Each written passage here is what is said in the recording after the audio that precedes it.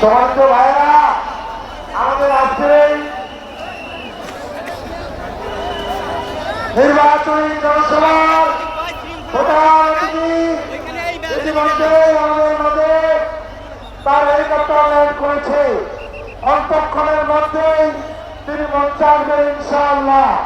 আপনারা যারা পেছনে এখনো দাঁড়িয়ে রয়েছেন, আপনাদেরকে একটু বসার জন্য অনুরোধ করছি। পেছনের ভাইদেরকে সুবিধা করে দেন একটু দেখার জন্য। রাস্তায় যারা দাঁড়িয়ে রয়েছে, রাস্তা আপনারা খালি করে দিয়ে, গেটটা খালি করে দিয়ে গাড়িটা মঞ্চে আপনাদের নেতৃত্ব ব্যবস্থা করে দিতে হবে।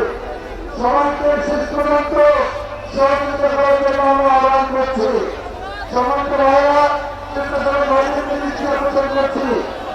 মেহমান আসার রাস্তাটা ক্লিয়ার করে রাখেন।